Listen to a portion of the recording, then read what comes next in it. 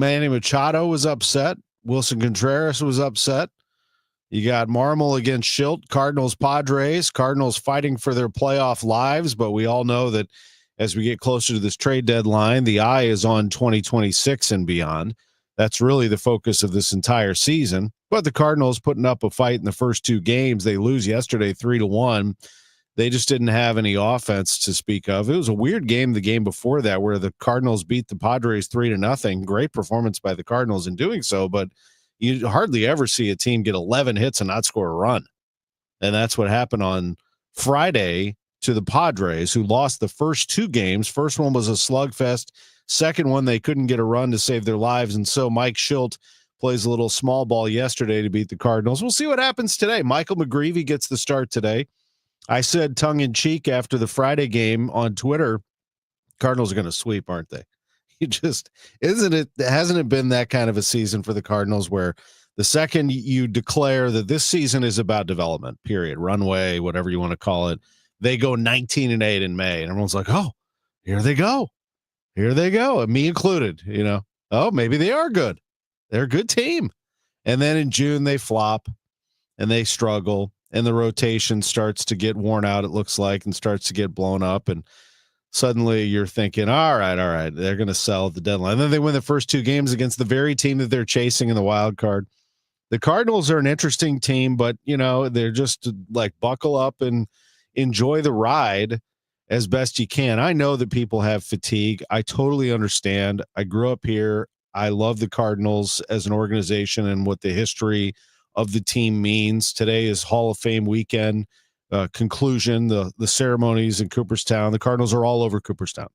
Players, managers, broadcasters. St. Louis is all over Cooperstown. The Cardinals are baseball royalty. And to watch them go through years of mediocrity, some people are tired of it. So it's time to get this thing back on the tracks. And 4 days from the trade deadline, John Mozeliak is tasked with that, but it is a collaborative effort. You got to think that Chaim Bloom is involved in that, as Mo is going to help him set the table and hit the ground running for 26. It's already happening, going through the minor leagues and sort of combing through that, trying to figure out how to get that back on track. They've already made some strides there.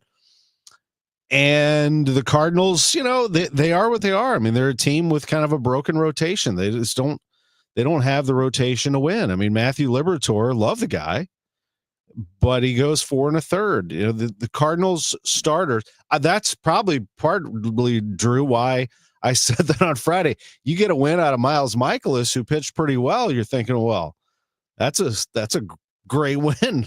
I mean, if Libby pitches halfway decent on Saturday and the Cardinals can support him, you got McGreevy waiting on Sunday. Maybe they will go sweep. They might take 3 out of 4, but all of it, whether they did or didn't, nothing changes. This is about 2026 and beyond, building this team into a machine again.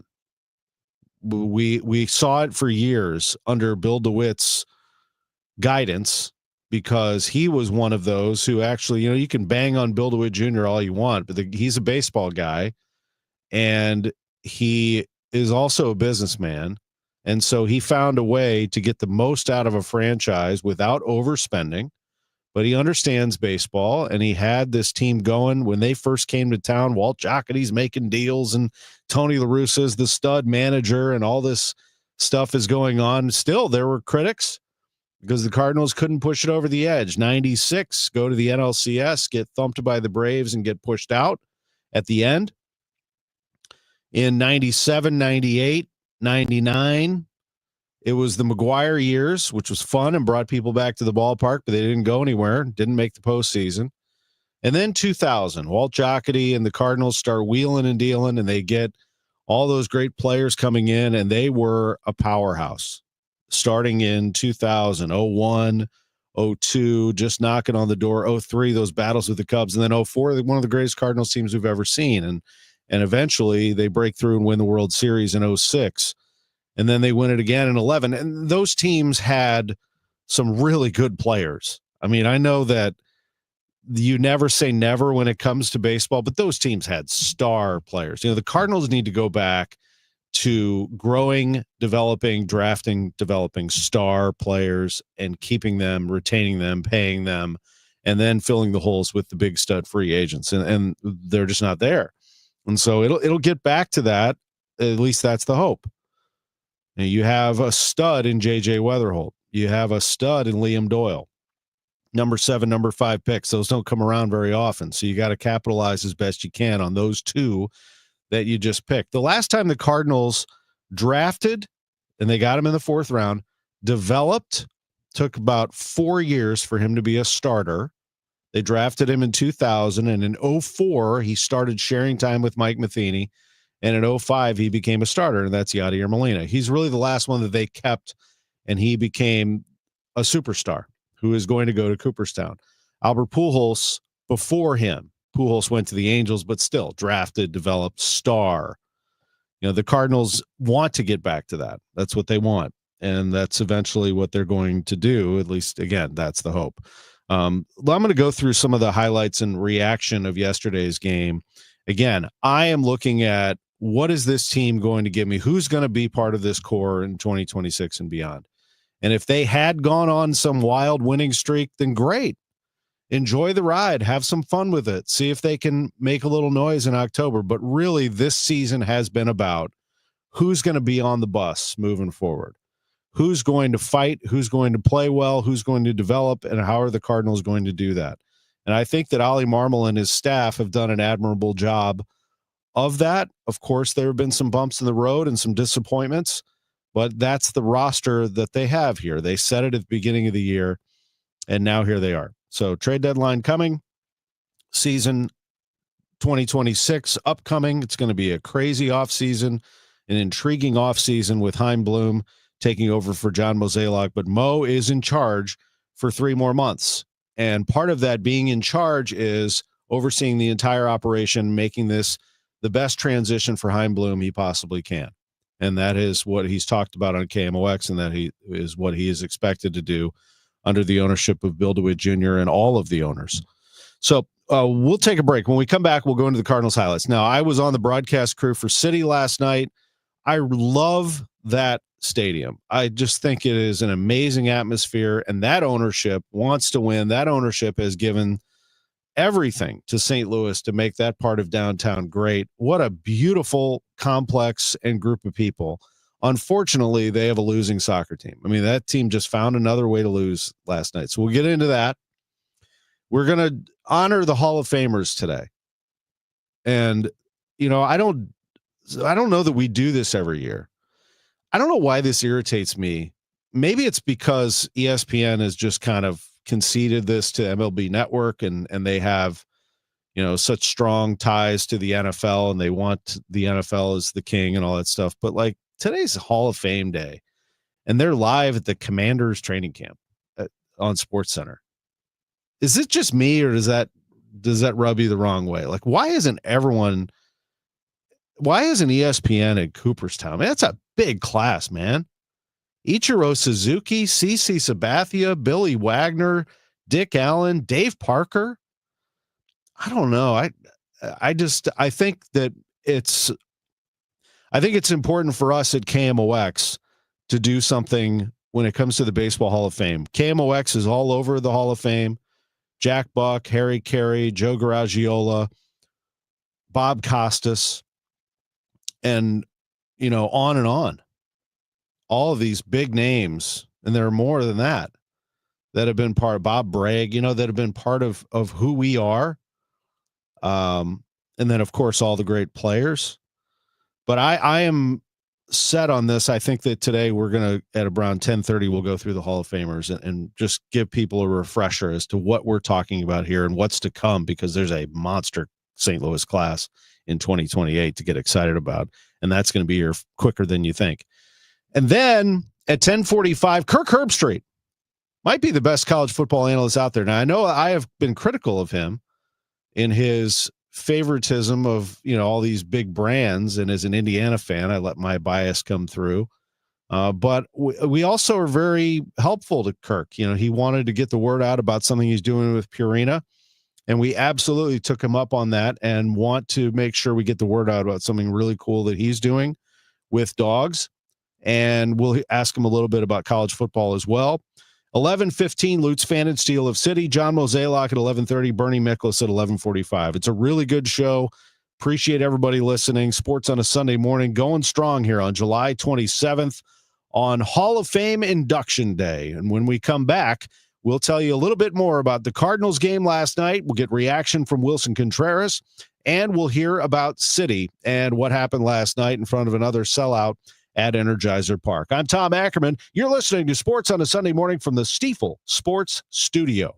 Hey guys, Glover here for my friends at Zero Res. Celebrate National Carpet Cleaning Month with Zero Res and purchase 3 rooms of carpet cleaned. Get 1 free room plus $50 off your air duct services. You can book online at ZeroResSTL.com and take advantage of the savings. So they were just out at my house about a month ago, and they've been out half a dozen times over the years. But I'm always impressed. They are punctual. They are professional. They are compassionate. They are courteous. They work their tails off, and they just flat out get your carpets, your upholstery, your air ducts as clean as the day they brought them in. It's St. Louis. It's the dog days of summer. Those carpets are going to be getting gamey. Maybe you dropped some toasted ravioli in there, some barbecue, whatever it is you put into them, we can get that back out. 314-474-2020 or ZeroResSTL.com. Spell it forward, spell it backwards. It's always the same, Zero Res.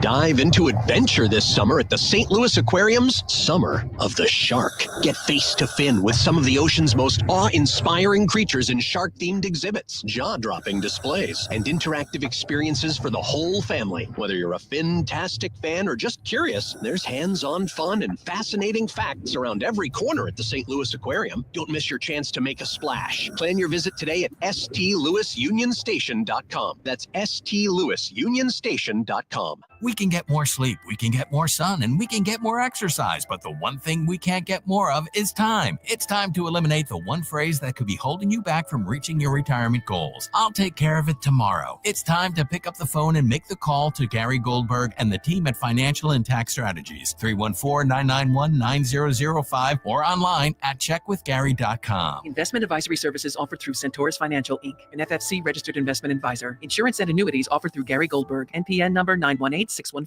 The success you've already had matters at University of Maryland Global Campus because we're a school for real life. An accredited state university, UMGC lets you earn up to 90 credits toward a bachelor's for prior learning and relevant life and work experience, or transfer up to 12 credits toward a master's. We offer affordable tuition and online and hybrid courses. Classes start August 13th. Apply now and save with no application fee. Learn more at umgc.edu. Certified to operate in Virginia by Chev. Life insurance. Why are you putting it off? Can't afford it? Too much hassle? Think you don't need it? There's lots of excuses for putting off life insurance. But if you weren't there, who would pay the mortgage and other bills? With Ethos, you could be covered in 10 minutes and boom, family protected. Ethos, fast and easy online term life insurance. Up to $2 million in coverage with no medical exam. Some policies as low as $1 a day. Answer a few health questions and get your free quote at ethos.com/radio. That's ethos.com/radio. Now, back to the Great Bar Sports on a Sunday morning on 104.1 KMOX. From the Stifel Financial Sports Studio, here is Tom Ackerman. Thanks for being with us, Sports on a Sunday morning on KMOX. Let's pop in a few comments because I had a lot to say there. This is Real Third Man. Love when he jumps in. Compare the Cardinals to 2023 Arizona, player by player and team stats. Start from August 11th, if you like, until the World Series. Do they have a chance? Recent history would indicate so. I love your comments, Third Man, but the problem is I don't see the rotation doing that for you. You know, unless you're thinking they're going to be stacking relievers and going with openers and bullpen starts and all that stuff. I just don't see I don't see it.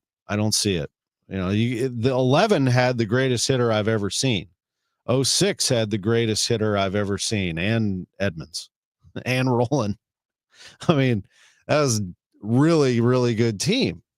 You know, Chris Carpenter, and you know, it's just a different deal. 64 had a guy named Bob Gibson. And I just don't. I appreciate you though. Let's see who else we got. Josh Betts says, couldn't agree with you more, Tom. To me, there's no reason ESPN shouldn't have someone reporting live from Cooperstown today. I know we don't work for ESPN. I don't know why I always bring up SportsCenter, but it still is kind of the flagship sports show in America. And they're at Commanders training camp when the Hall of Fame is going on. I just, are you all that interested in NFL training camp right now? I miss covering NFL training camp. I loved it. I loved covering it. The Rams, it was fun. We had great relationships with the guys. I struck up a friendship with Isaac Bruce at training camp. I'll never forget waiting for him for an interview, and I was determined. I was not going to be denied. They said, Isaac is in the training room. I said, okay, I'll wait. So I waited out in the heat, 95 degrees, for a long time. And I think somebody came around and said, you're still here? I said, yeah. And guess what? Isaac came out and gave me the interview. And the next day I saw him in the lunchroom and he's like, hey. And I said, thank you so much. And he said, you were very welcome. And we were just friendly after that. You just got to know the guys.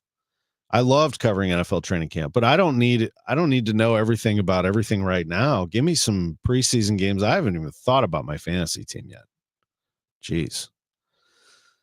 KT says MLB should do Hall of Fame on an entire league off day. Instead, it's buried in a day of regular season games. No other league does this. Interesting comment. If Major League Baseball is starting to think about how to market itself differently, maybe they do that during All-Star Week. Interesting. You know what, KT? I actually had not thought of that. It's not a bad call, actually. It's not that we're not that far away. You're not taking away from the All-Star game, are you? If you do something in Cooperstown, or maybe for travel reasons, that's too tough for everybody to go from, let's say, Atlanta to Cooperstown. Cooperstown's not easy to get to. So that's why it has its own weekend. The futures. I mean, I guess you could do it after All-Star. I don't know. It's interesting. I mean, it's worked for years and years, but maybe you have to change something up. All right. So the Cardinals last night played the Padres at Busch Stadium, and it was hot. Not only temperature hot, but the teams were running hot. Remember, Wilson Contreras gets hit a lot. He's been hurt from getting hit by pitches, so he's about done. And he got hit on Friday and didn't appreciate it. He barked at Pivetta because I was reading Contreras' lips. Pivetta said something and he said, what? Contreras said, what? And then he looked at Pivetta and he said, I'm not talking to you. So I think Pivetta said, don't talk to me. He said, I'm not talking to you, bleep. Back to Pivetta, and then benches cleared. No punches or anything like that. But, everybody ran out of the bullpen. All right, so here we are, Saturday evening, Busch Stadium, and this happened. Pen as the pitch comes in to Contreras, and it hits him on the hand, and he is so aggravated, and so are the fans here at Busch Stadium. Contreras was just hit for the 16th time this year, and he is walking towards first base, and Vasquez is taking his hat off and walked towards Contreras. We're going to have a conference here. Yeah, well, they talked about it. Warnings were issued. Warnings have been issued. And this continued on. There were multiple batters hit in this game. Cronenworth got hit by Liberatore in this game. Machado got hit in this game. Let's go to the ninth inning now. And Andre Granillo is the pitcher. He's the one who was just called back up after Eric Fetty was DFA'd. Here's Granillo facing, it's Machado. Especially as the Cardinals getting near the trading deadline. Machado is hit by an inside pitch, and now he's looking out to Granillo. The home plate umpire steps in front of Manny Machado, who is protesting being hit for a second time tonight. Wilson Contreras comes down the line, and here we go again. He's going to talk with Manny and escort him to first base. And somebody from the Cardinals bench is telling Machado to get to first base. Stop talking and get out of and here. Now they're mixing it up a little bit. No punches being exchanged, but some wrestling going on about 10 feet up the first base line. That's John Jay, who was shouting from the dugout, and they threw him out of the game. The Cardinals coach told Machado, get to first base. And, Jay comes from the La Russa school. La Russa didn't take any crap from anybody. So that happens. Mike Schilt used to say, I've heard him say, we don't start anything, but we will finish it, or something along those lines when he was Cardinals manager. So that happened. And then that wasn't the last time. Then Contreras gets hit again in the ninth inning. In the bottom of the ninth, Cardinals lose the game 3-1. This is Wilson Contreras visiting with reporters after the game. I have not listened to this ahead of time, Drew, so I don't know if there's any profanity in here. I don't think so, but we will stay on the dump button in case. Here you go. 17th times you've been hit this year. You broke your finger last year. How fed up with this are you? Pretty much fed up. Like I said earlier today, I'm not trying to get injured or broken hand, broken finger. I think nobody will feel sorry for me, but that's enough. I know they're not trying to hit on purpose, but when you get hit around the wrist like I did tonight, it's really scary. One of the things that Libby mentioned is that guys pitch inside, but not everybody has the command to pitch inside. That's one thing that I've been saying for years. Like, you're a pitching coach, right? And you know your pitcher's command. But nowadays, it seems like they have no idea what they're doing. Because if you're a normal player, I know that it's going to be dangerous to go inside on a player. I would say, no, don't go there. Or go there before 2 strikes. Because I don't want anybody to get hurt. That will be coaching. But if they don't care, I don't care. And they're going to keep hitting me, that's fine. I'll get on base and try to score for them, for my team. What's the right way for you guys to handle it? Having everybody's back like we did tonight. I think that's the right way. Hopefully it ends there. And the last guy got hit again. I knew it was going to happen. But it's part of, I guess right now it's part of the game, and then we'll have to do something about it. John Jay's an old school guy. How happy were you to see him kind of speak up? And good. It's good. I mean, it feels better when bench is clear and the whole team is into it, rather than trying to push everybody back. But it was an emotional game tonight, for sure. Hopefully it ends up there. Tomorrow we have another one. Hopefully everything goes well and we just play baseball. What you mentioned about just having each other's back, I mean, how important is that as a team, just to kind of see that kind of as a unit? And it's really good, especially right now where we've been going through a tough stretch, and it seems like everybody has everybody's back here, and it's good to see that tonight. Also, when the bench is cleared tonight, it seemed like you took it upon yourself to kind of separate things, make sure Manny was able to calm down at first base. What was going on in your mind when that all went down? Nothing, just try to keep everything safe. Not starting to a fight in a brawl like that, because I know that anybody can get hurt in a brawl like that. I was just talking to Manny and say, like, that was not on purpose. It was the second time he got hit there, but it was 0-2 count. I got hit in an 0-2 count. The first pitch in the second, then my first hit by pitch tonight and the second hit by pitch tonight, the same count. Clearly seemed that they're trying to go up and in with 2 strikes. They don't care if they're gonna hit me or not. But that's the whole thing I was saying to Manny. That's like, he's a new guy. He's not trying to hit you, and the umpire got in his face too and told him that he didn't think that was on purpose. If he thought otherwise, he would throw out Granillo. But he said whatever, basically everything that I said. But yeah, I was happy. Wilson, you've been doing this a long time. You know what you're doing at the plate. But last night, Pavetta said, "Well, you're a guy who dives out across the plate." Like, what do you say to that? That makes me laugh. You should watch more video. That's it. Your reaction tonight was different than last night. Did that have to do with the way the pitchers reacted differently? Yeah, we're playing against San Diego Padres for a long time. Since I got to the big leagues, and we never had a beef like that. We never had any problem. We just played baseball. They have some nice guys over there, but I already have 17 hit by pitches, and every hit by pitch seems like close to my hand. And last year, I had a broken forearm. They almost broke my hand in April. It took me a week or 2 off. And then in August, I got a broken finger for a hit by pitch. So it's getting old. It's getting old. Yeah, I get that. It is. Pavetta said that Contreras dives across the plate. Come on, man. I agree with Wilson. Watch the video. Look, I hated Wilson when he was a Cub. He really bothered me. Love this guy.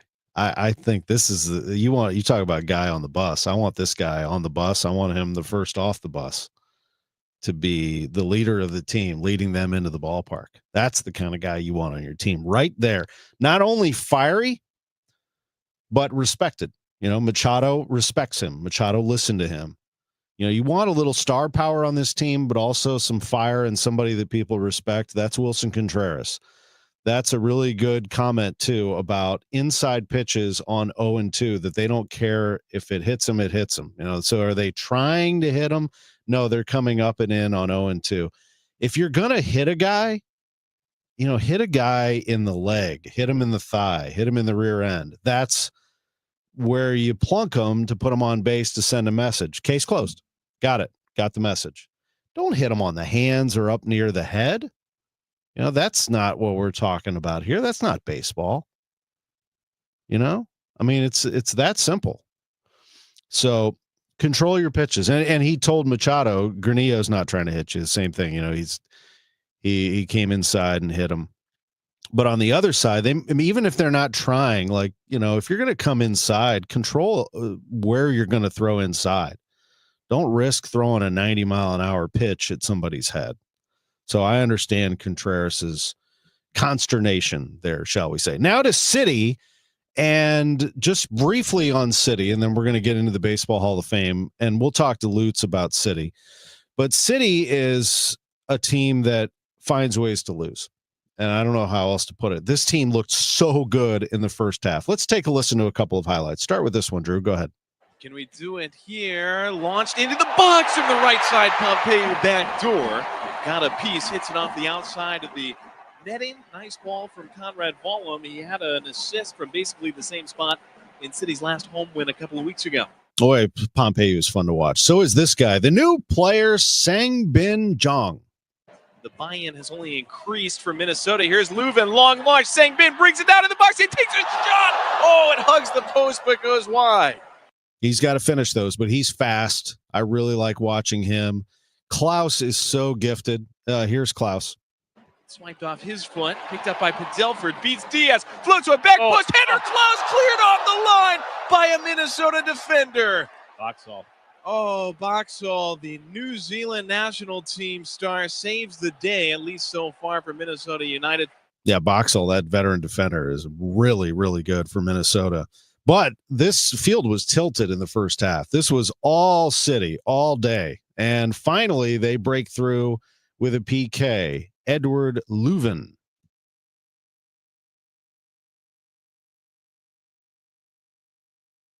That's all right. You don't have to play it. Leuven scores, and they get the 1-0 lead. Then in the second half, 2 PKs. You don't have to play them either. I'll just tell them because it's the same thing. Hesitation score on Berkey, and that would be Kelvin Yeboah.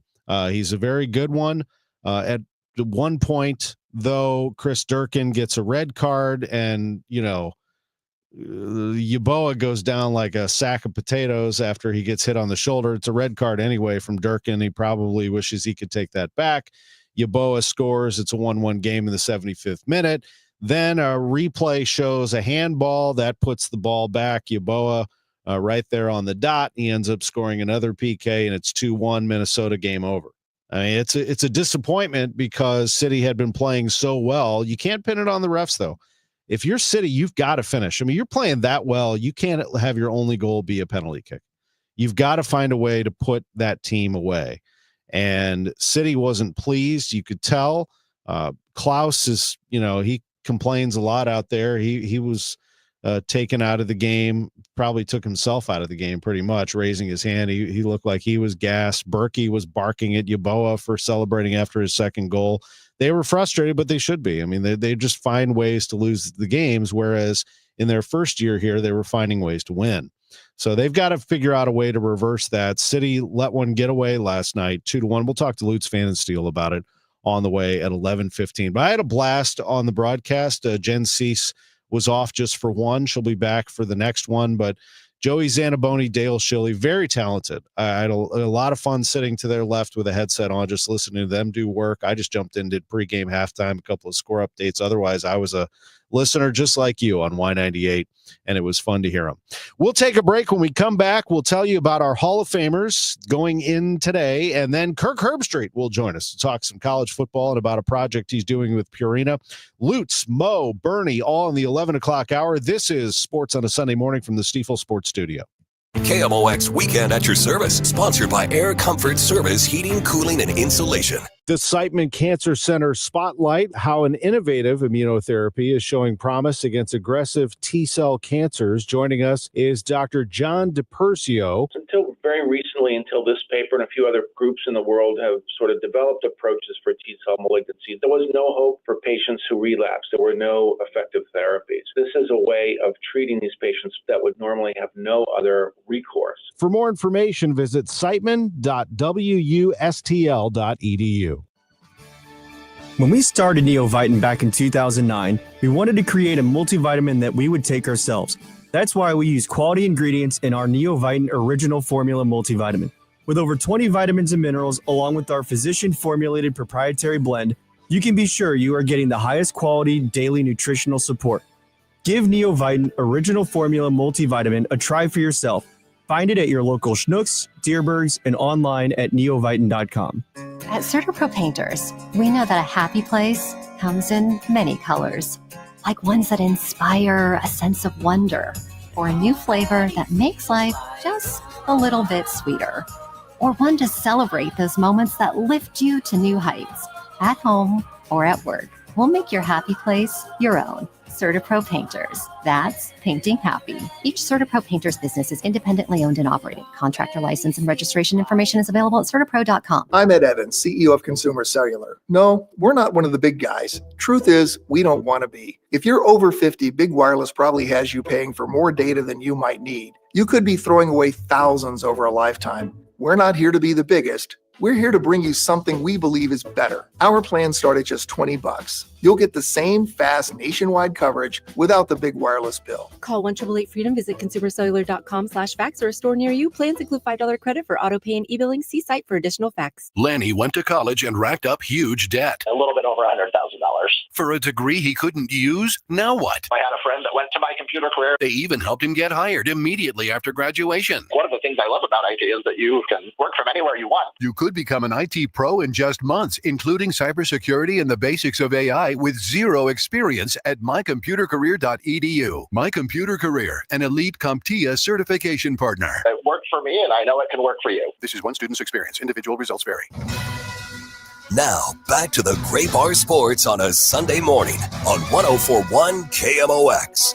From the Stiefel Financial Sports Studio, here is Tom Ackerman.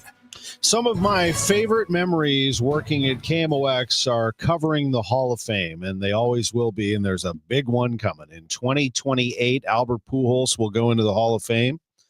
He will be a near, if not unanimous, selection for the Hall of Fame. I never understood why there can't be unanimous. So, like, what are these voters doing? Mariano Rivera is the only unanimous. Like, how is Ichiro not unanimous? But he did miss, I think, by one. But he's going into the Hall of Fame, and so is Billy Wagner and CC Sabathia, Dave Parker, Dick Allen. We'll tell you about him. But in 2028, Albert Pujols is eligible to go into the Hall of Fame, and so is Yadier Molina.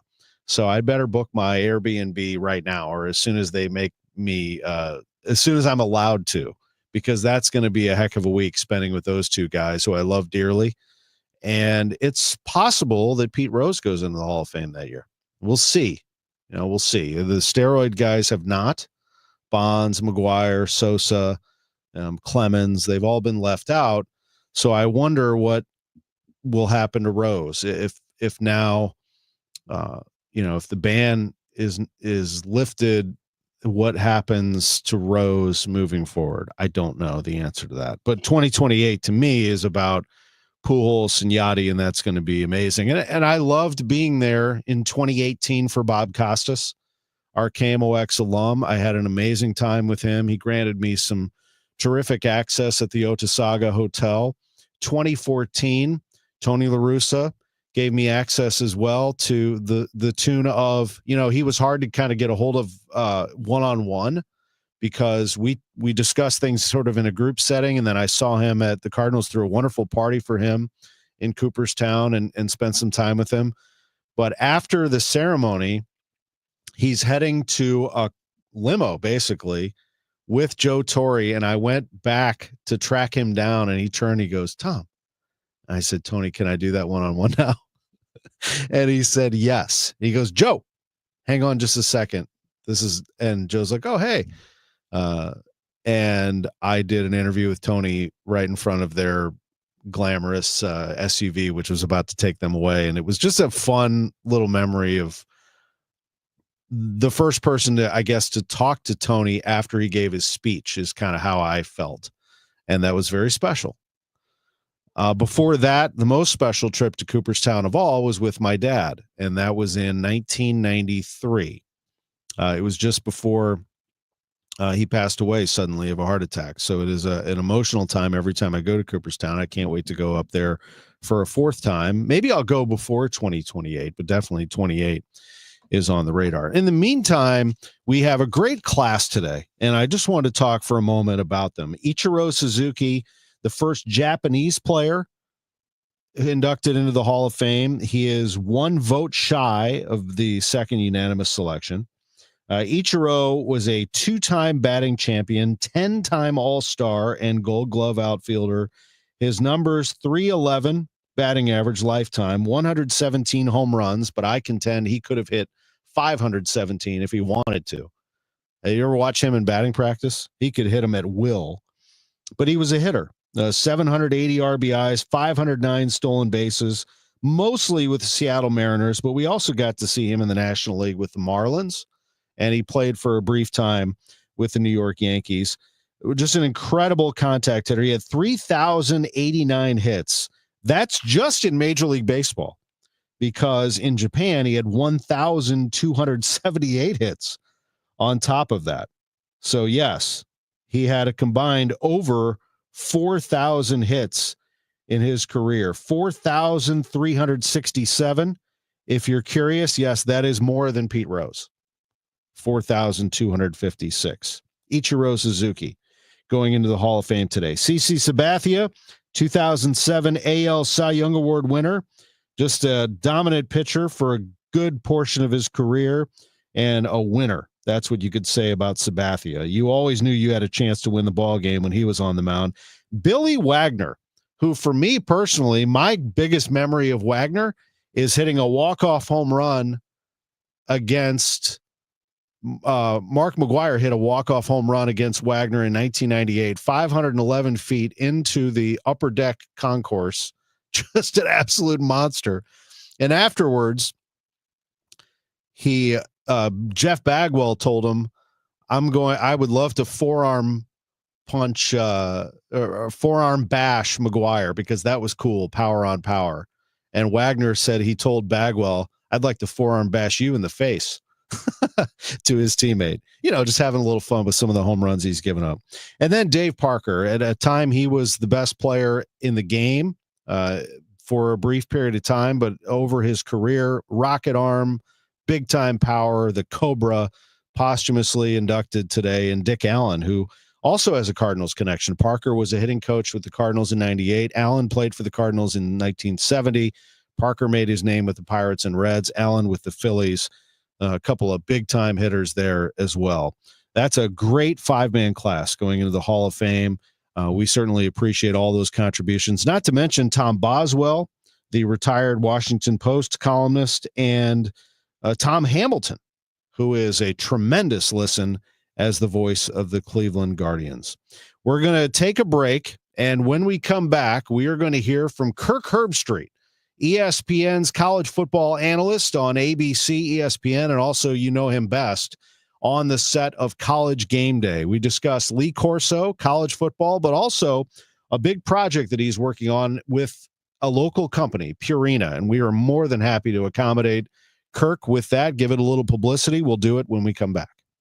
It doesn't take a lot to make a big difference. That's why we've teamed up with Jerry Kelly Heating and Cooling to bring you 100 acts of kindness. For the next 6 months, the Chris and Amy Show is challenging you to spread kindness in simple, meaningful ways. No big budget needed. Write a thank you note, help a neighbor, surprise someone with a smile. It all counts. Let's prove that kindness is contagious. Share your acts with us by using hashtag 100KindActs. Because a little kindness goes a long way. Hi, I'm Andrew Suntrup. Buying your brand new Buick or GMC has never been easier. Here at Suntrup Buick GMC, our family-owned and operated dealership has been proudly servicing St. Charles County for over 30 years by always providing aggressive pricing, a massive inventory selection, and exceptional customer service.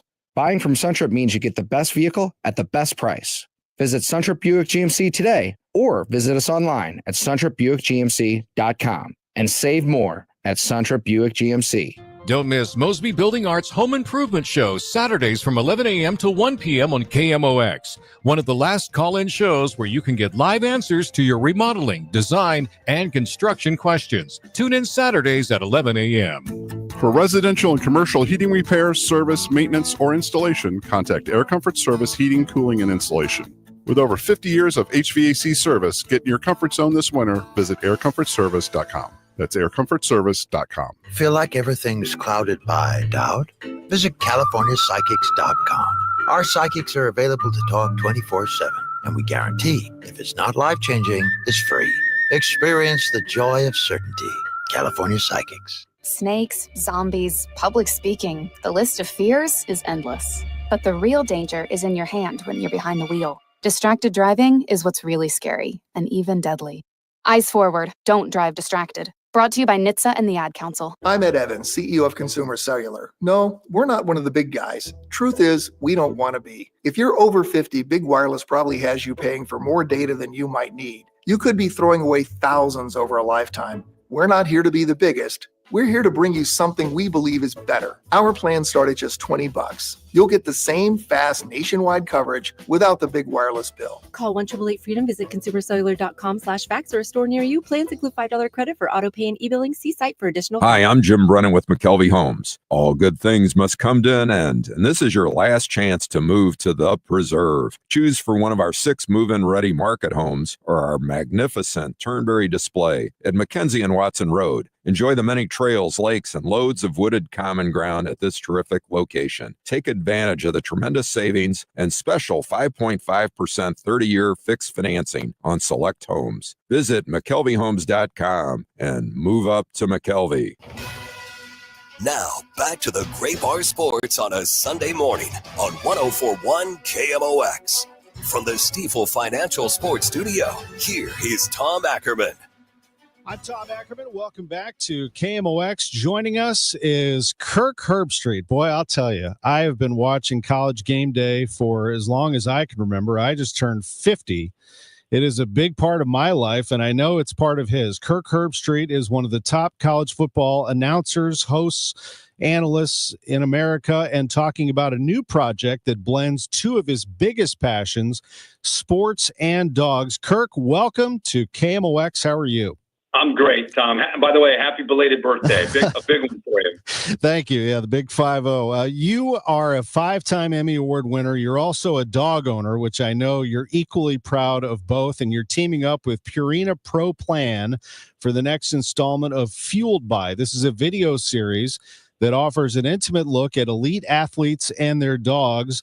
We know all about your college football analysis, but we also know about your love for dogs and what you've gone through over the past year.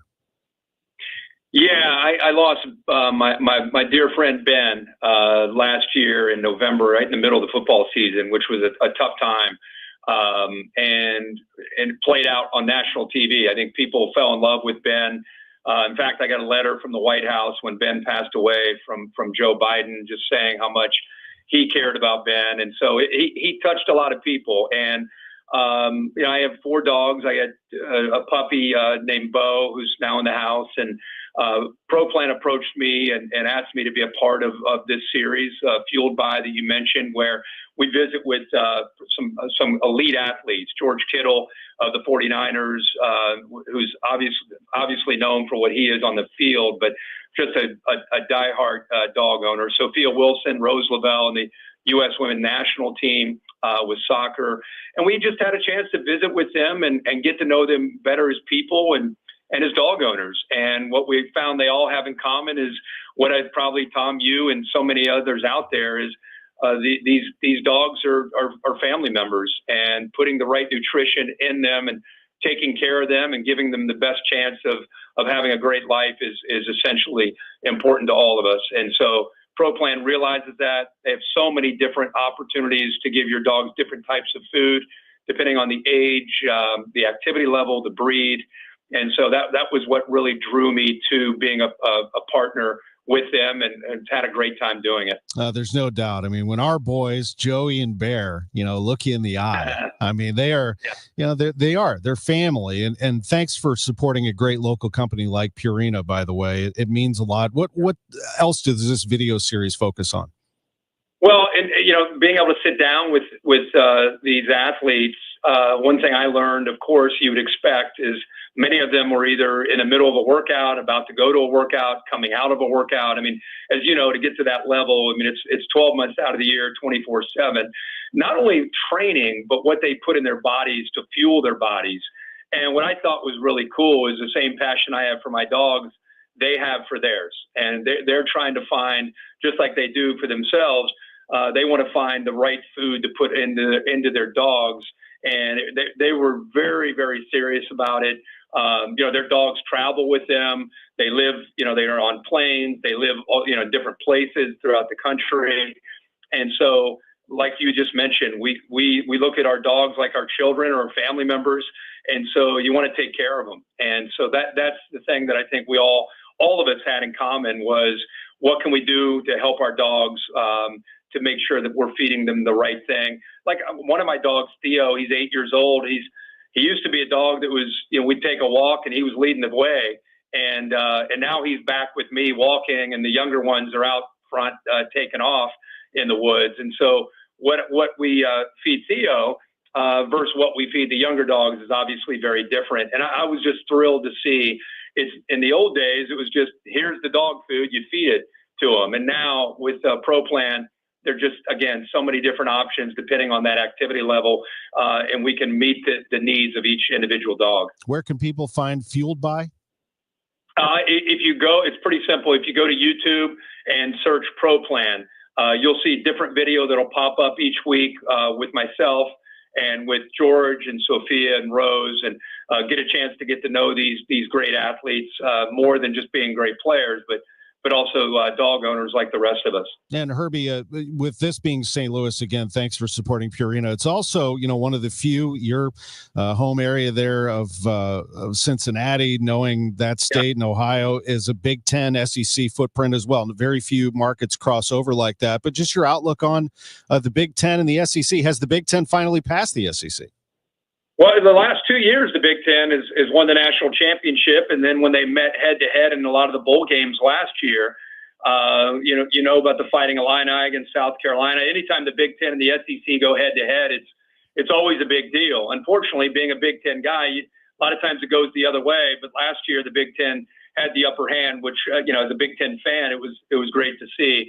But let's not kid ourselves. The world of realignment. You have Oklahoma and Texas now joining into the SEC, of Oregon and Washington and USC and UCLA now in the Big Ten, which for me, Tom, is still kind of crazy to think. But those are the two behemoths in our sport. They continue to get stronger and stronger.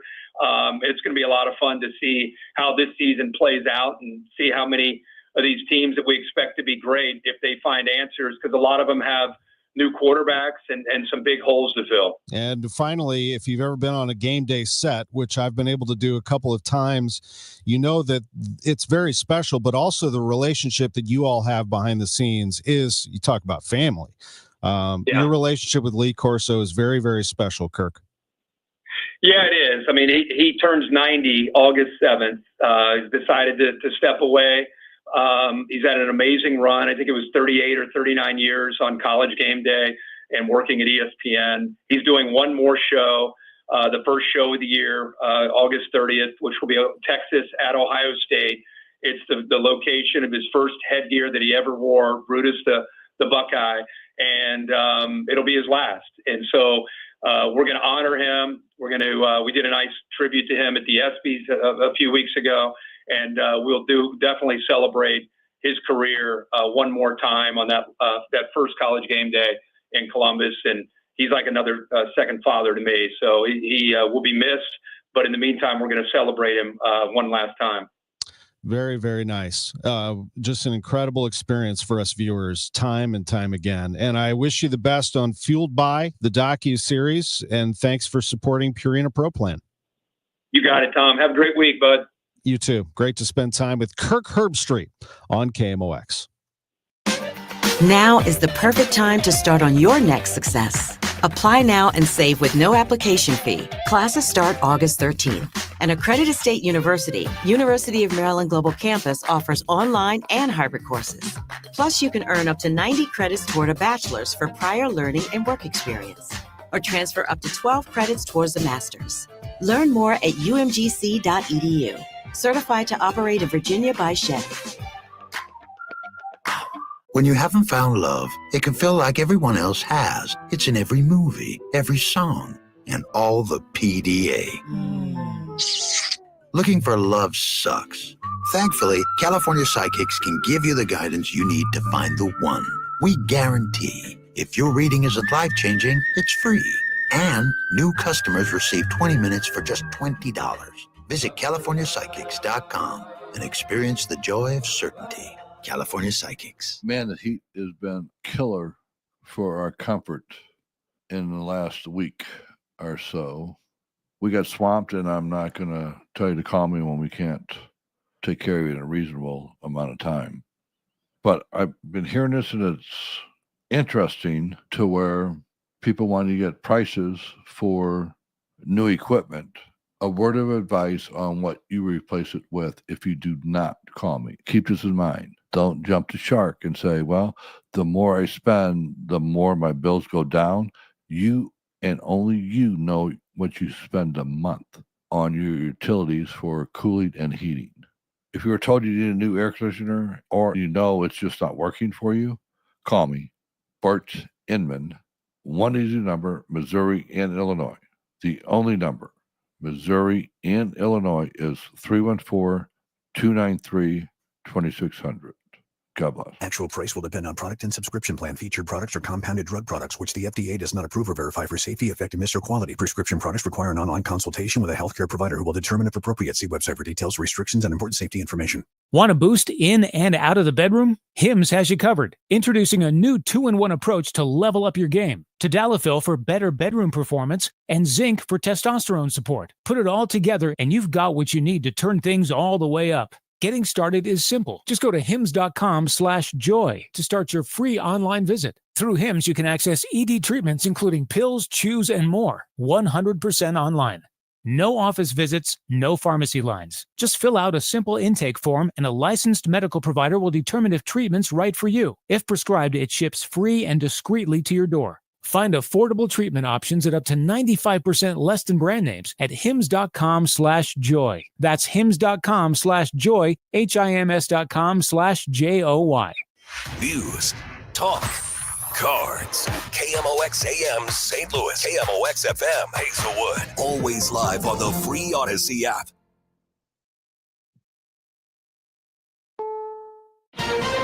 This is CBS News on the Hour, sponsored by O'Reilly Auto Parts.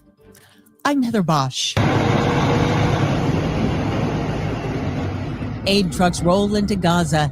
Israel is pausing fighting in 3 parts of the territory. It's not a ceasefire, but it is allowing more food into an area where there's severe hunger. Linda Gradstein reports. The Army said the humanitarian pause will take place in areas where the Army is currently not operating with ground troops, including Al-Mawasi, Deir al-Balah, and Gaza City, every day from 10 a.m. until 8 p.m. The Army said it is meant to increase the scope of humanitarian aid entering the Strip. Egyptian press reports said aid from Egypt has also begun to enter Gaza. In an effort to avoid a trade war, President Trump is meeting with the European Commission chief in Scotland right now. The BBC's Will Vernon. A number of senior US officials have flown in here to Scotland to assist with the negotiations, and those talks are absolutely crucial because if a deal is done, it would be absolutely huge. The EU is a gigantic trading bloc. The US is its biggest trading partner, and Donald Trump has threatened to slap 30% levies on all EU goods from August the 1st. In Traverse City, Michigan, 11 people are recovering after police say a man walked into a Walmart store yesterday and started stabbing people, apparently at random. Grand Traverse County Sheriff Mike Shea. No area is immune to this type of activity, unfortunately. And 11 is 11 too many. But thank God it wasn't more. A 42-year-old Michigan resident is in custody. The Department of Justice questioned Jeffrey Epstein's convicted accomplice, Ghislaine Maxwell, days ago. Today, more calls for the Epstein case files to be released. Democratic Congresswoman Madeleine Dean on CNN State of the Union. Release the files. It isn't just Maxwell and Epstein who knows what happened here when you traffic hundreds of girls and women. No relief yet from the scorching temperatures across much of the U.S. South, Midwest, and East. Meteorologist Brian Hurley. 132 million folks are under some sort of heat headline. Most of them are under heat advisories. And, the difference there is how high the heat index is expected to get. For heat advisories, it's generally 105 degrees. For extreme heat warnings, we were looking at 110. Erica Hidlinger Wood is in Charlottesville. The heat can be so dangerous, honestly. I think it's really important to have those cooling centers open, especially for people who don't have ready access to AC. Charlottesville has opened multiple cooling centers. Residents can have free access to air conditioning and water. This is CBS News. Think O'Reilly Auto Parts for all your car care needs. Get the parts and service you need fast from the professional parts people at O'Reilly Auto Parts. At 11:03, we have a mix of clouds and sun and 82 downtown at the Arch. Good morning. I'm Scott Jagow. Our top story this hour, Lincoln County has issued a state of emergency after severe flash flooding in Ellsbury. Flooding started late last night, and since then, crews have performed several dozen water rescues. The hardest hit area was between 2nd and 7th on the south side of town along Highway 79. It is a low-lying area, but doesn't flood often. No injuries or deaths have been reported. A shelter has been opened in town. Hazelwood police are looking for a gold-colored 4-door Buick. It's wanted for dragging a police officer during a traffic stop yesterday. This happened on Burke Ridge Drive. The officer pulled over the car that was wanted out of St. Louis County. The suspect drove off, dragging the officer a short distance. He was able to break free and was hospitalized with minor injuries. If Missouri Senator Josh Hawley has his way, Americans could see a rebate. The senator says on X that President Trump appears to support Hawley's proposed legislation. Thinking about a rebate. That's a very good question. You just made a lot of news.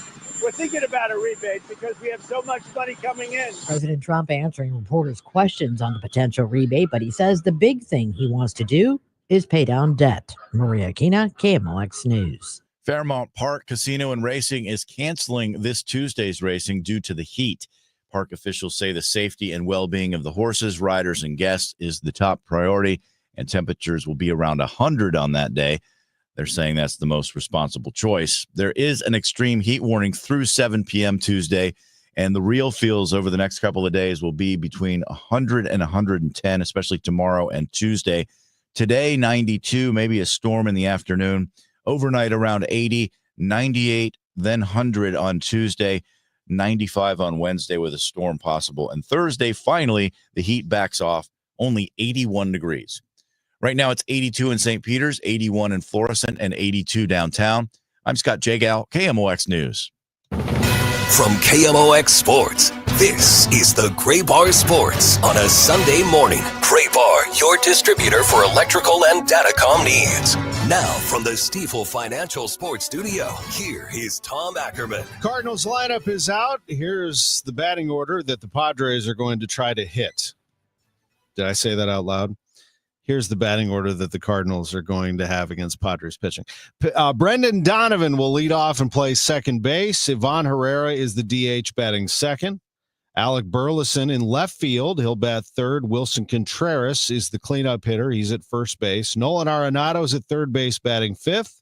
Mason Wynn, the shortstop, bats sixth. Jordan Walker, he's been swinging it, I think, pretty well from what I can tell. He's the right fielder batting seventh. Pedro Pajes behind the plate bats eighth. And Victor Scott II is the center fielder batting ninth today. Donovan, Herrera, Burleson, Contreras, Arenado, Wynn, Walker, Pajes, and Scott. This Padres team has some serious firepower. Fernando Tatis Jr. leads off and plays right field. Luis Arraez is the first baseman batting second. Manny Machado plays third base, bats third. Jackson Merrill, the center fielder, is the cleanup hitter. Xander Bogaerts is the DH batting fifth. Gavin Sheets is the left fielder batting sixth. Jake Cronenworth, the second baseman, bats seventh. Jose Iglesias is the shortstop batting eighth. And Elias Diaz is the catcher batting ninth. Tatis, Arraez, Machado, Merrill, Bogaerts, Sheets, Cronenworth, Iglesias, and Diaz. The pitching matchup, McGreevy against Kolek. Cardinals and Padres at 1:15, 12:20 for the pregame. The Cardinals trying to win 3 out of 4 in this series. They're 2.5 out of the final wildcard spot in the National League. John Mozeliak will be joining us at 11:30 coming up here on the show to talk about the trade deadline. Let's get you updated on the trades that have already happened. The Yankees busy again yesterday. They acquired Ahmed Rosario from the Nationals. This was a day after they picked up Ryan McMahon from the Rockies, their talented third baseman. So the Yankees pick up 2 infielders, Rosario and McMahon. Rosario from the Nationals for a pair of prospects, and McMahon from the Rockies for a pair of prospects. One of them is Griffin Herring, left-handed pitcher, 1.71 ERA, 102 strikeouts in 89 and a third innings at single A and high A this season. And that's an interesting prospect, but, you know, 2 couple of low-level A prospects for Ryan McMahon. And Rosario comes over from the Nationals. Randall Grichuk, our old buddy, is going to the Kansas City Royals from the Diamondbacks for right-handed pitcher Andrew Hoffman. The Royals need some offense. Their outfielders are hitting a combined .218. So they go and get Grichuk, who's 33. He has 7 home runs, 22 RBIs, hitting .243. They're going to try to get a little lightning out of him. Hoffman is a pitcher, made his MLB debut May 30th, 55 strikeouts in 40 innings with AAA Omaha. He goes over to the D-backs, and Grichuk goes to the Royals. Diamondbacks are sellers, so everyone's wondering where Eugenio Suarez is going to go. Not going to go to the Yankees. They picked up Ryan McMahon instead of Suarez. Some of the other deals, Mets picked up lefty Gregory Soto from the Orioles for a couple of prospects. Mariners acquired Josh Naylor, the first baseman from the Diamondbacks, for a couple of prospects as well. The Cardinals, will keep an eye on that. The coverage of the Hall of Fame induction, MLB Network has that. Looks like that starts at 1:30, but I think their coverage starts at 12:30. And again, big class, Ichiro, along with CC Sabathia, Billy Wagner, Dick Allen, Dave Parker.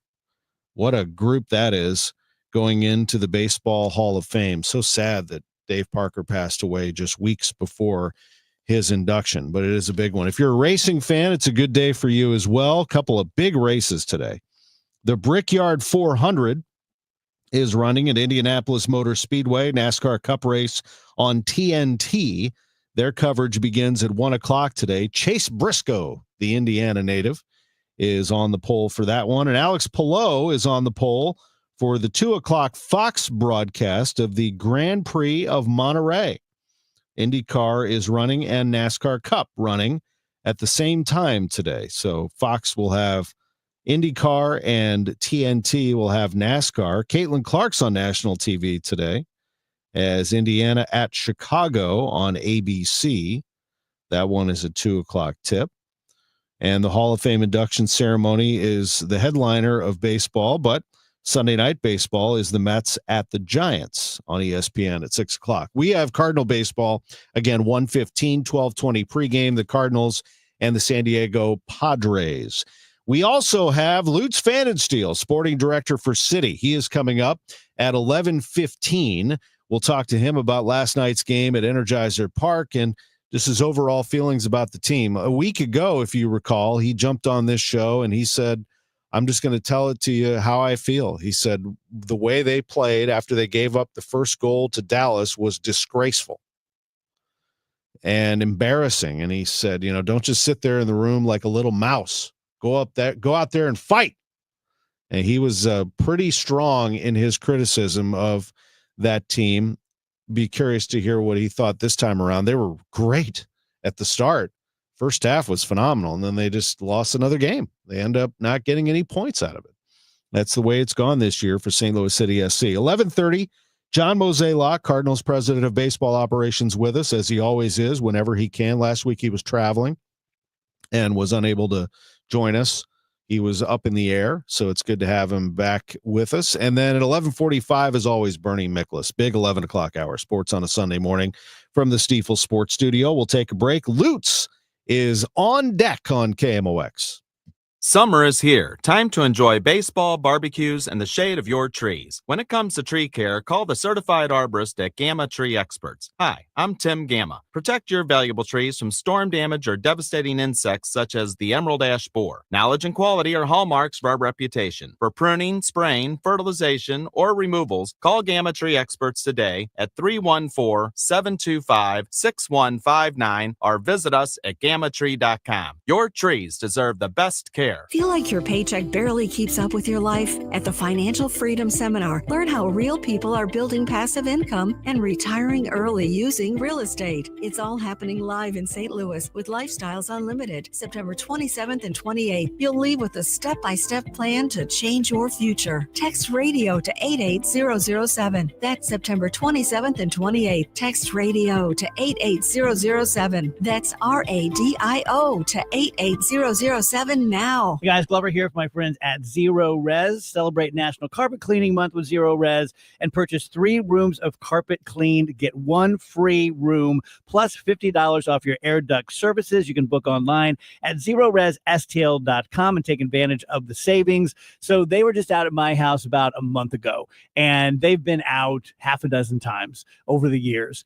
But I'm always impressed. They are punctual. They are professional. They are compassionate. They are courteous. They work their tails off, and they just flat out get your carpets, your upholstery, your air ducts as clean as the day they brought them in. It's St. Louis. It's the dog days of summer. Those carpets are going to be getting gamey. Maybe you dropped some toasted ravioli in there, some barbecue, whatever it is you put into them, we can get that back out. 314-474-2020 or ZeroResSTL.com. Spell it forward, spell it backwards. It's always the same, Zero Res. Attention. Have you racked up $10,000 or more in credit card debt?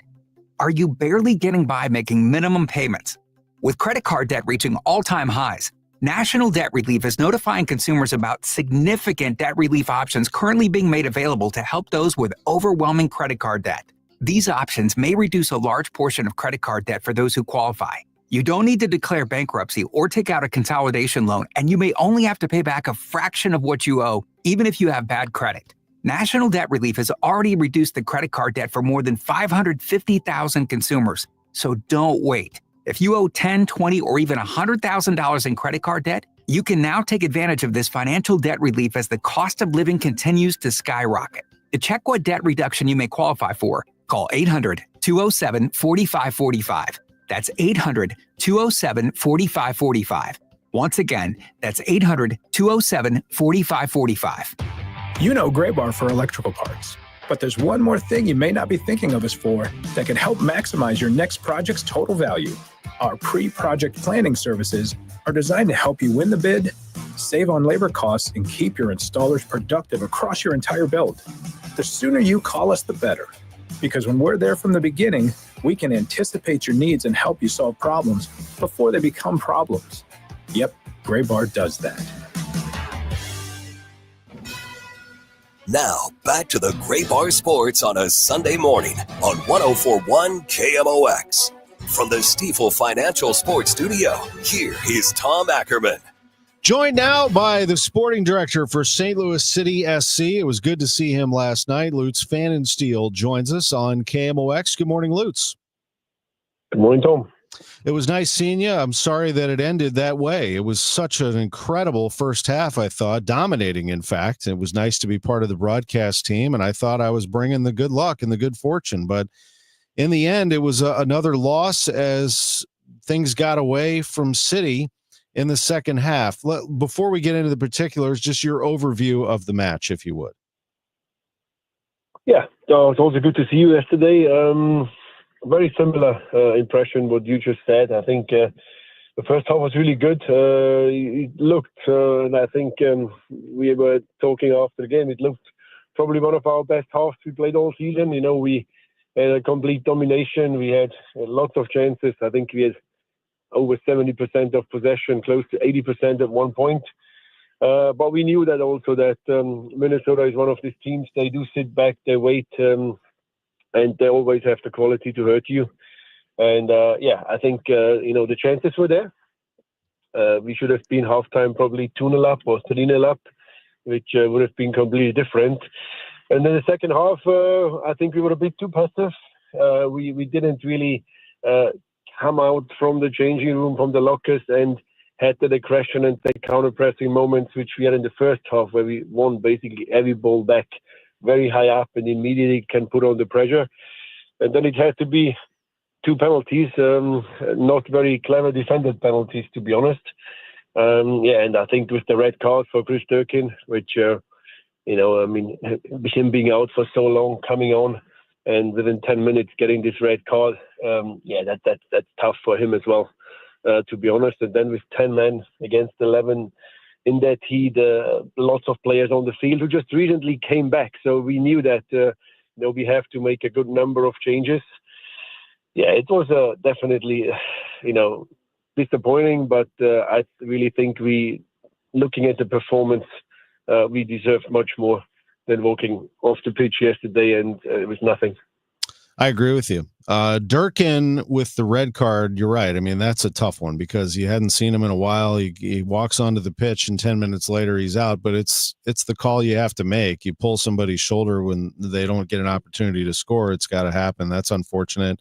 And then Calvin Yeboah does what he does. He scores on Berkey, and he ended up scoring again. The 2-1 loss, but I go back to what you said in that first half. Like, as exciting as Sangbin Jong is, and he is, I'm sure he would have liked to have finished that chance. And Klaus and Pompeo, there were a lot of opportunities there to get it done, and it just didn't happen. Yeah, I think, talking about Sangbin, but also I think you have to talk about Devin Pedalford. Both boys came on from Minnesota. I thought they did really well. It looked very good. Also, Devin defensively going forward on the left wing, really gelling well with Celio Pompeu. And Sangbin, we knew exactly, what his way of playing is. I would say that very clearly, that I think he fits very, very much more to our playing style than he fitted with Minnesota, which is more deep and playing without wide players as a back five. Now, the way we are set up in our normal 4-2-3-1, him being a wide player, he has that pace, he has the speed, he has the one-on-one skills to always be dangerous. And I think that helps us along in the long term. It helps us being more dangerous, and especially long balls, diagonal balls, also long balls from Roman Berkey. That's a player who can really be the end of that and be dangerous. And his work rate, I think you saw that, the work rate against the ball, the amount of runs, the amount of sprints he had also defensively is really good. So both of the new guys are really promising. I think that's something we really need to look forward to the next few weeks. And this afternoon, Falufal will arrive in the United States as well. So that's Another one which we really desperately need to have one more center back, especially at left-footed center back. So he will be available for selection against Aston Villa on Wednesday.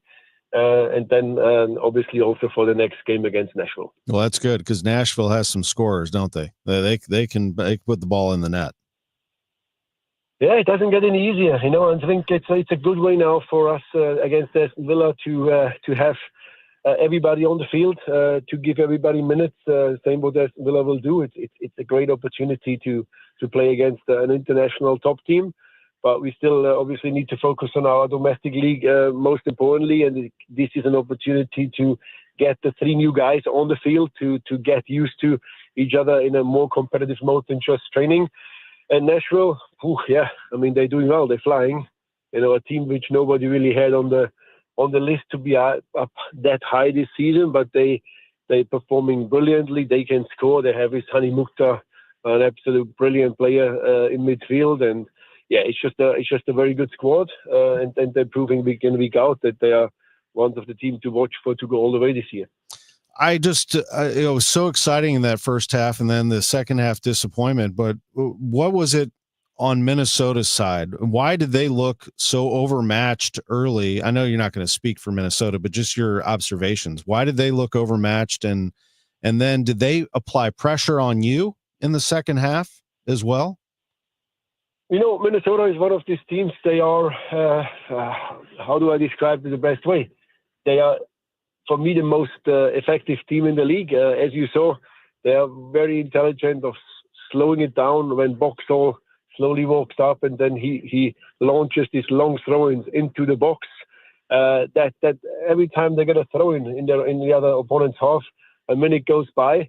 So they're playing that kind of football, and yeah, it's not always the prettiest football to watch, but it's very successful. And I think that's, end of the day, you want to win football games. So that's what they do all season. They have a good counter-attacking footballers. You managed Kelvin Yeboah. That's a player. Don't give him any chances. He will score it. They're very well organized, and I think they don't really care if the other team have a lot of possession. They don't care if the other team is all over them because they're very comfortable defending. Have with St. Clair also a good goalkeeper. And if they go into halftime being 1 goal down, then you never can write them off. And that's happened. They put Holongwane on in the second half. They put Lod on. Both were not 100% fit, but that's potential starters as well. And then they just got better. But I don't think that was just purely Minnesota. It was us again, I think, getting scared of winning a game, and and just being more passive and being more worried about, we are 1-0 up, what's happening next. And I think that is what we have to work on in the next 2 weeks, to be comfortable enough to actually keep on doing what we're doing, to keep the pressure on the opponent team, and to be honest, to kill the game. That's our biggest weakness this year, that we are playing a good first half. We are 1-0 up or 2-1 up, or it's still 0-0. Are we having enough chances to really put that game to bed? And we're missing that moment, and then we get punished. And a clever team like Minnesota showed it yesterday. 2 set pieces, 2 penalties, 2 individual mistakes by us, which the referee was both times right. It's 2 clear penalties. And the game was over. And yeah, I think that's the moral of the story this weekend. They had no corner kicks. That's unreal. You had 10 and they had none.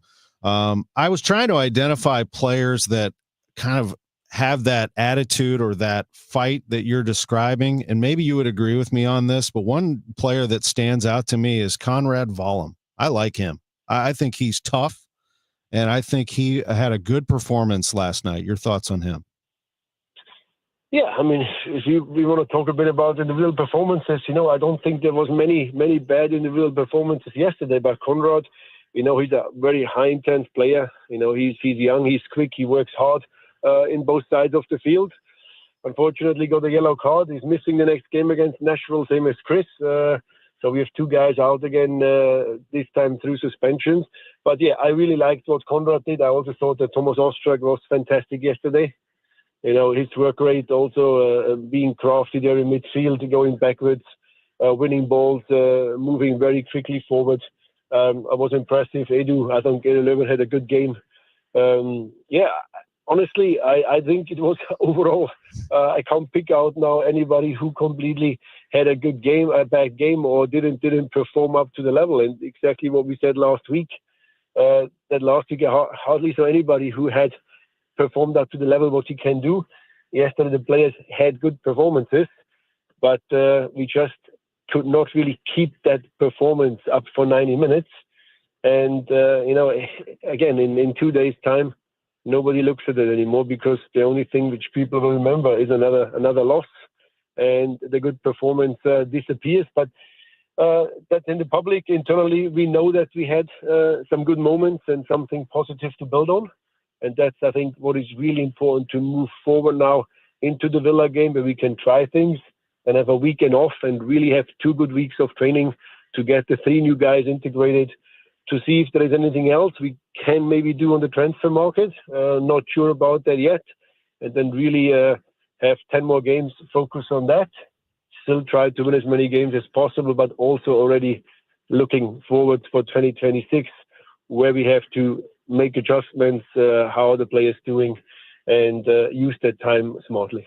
Yeah, you told us you were going to be active in the transfer market, transfer window, and you weren't kidding. After criticizing the team on Sunday, got after it, added a couple of players that were really good yesterday for City. I look forward to this matchup against Aston Villa. I think that's a neat opportunity against a Premier League team, and we look forward to your next visit as well. And then, as you said, a little time off. August 9th against Nashville will be a big one at Energizer Park. Thanks so much for the time, Lutz. Great to see you last night. Thanks so much, Tom. Have a nice weekend. You too. Lutz Pfannenstiel, Sporting Director, St. Louis City SC. We'll take a break. We'll check in with the man in charge of the Cardinals transfer window, and that would be the trade deadline in 4 days. That's John Mozeliak. He's with us next on KMOX.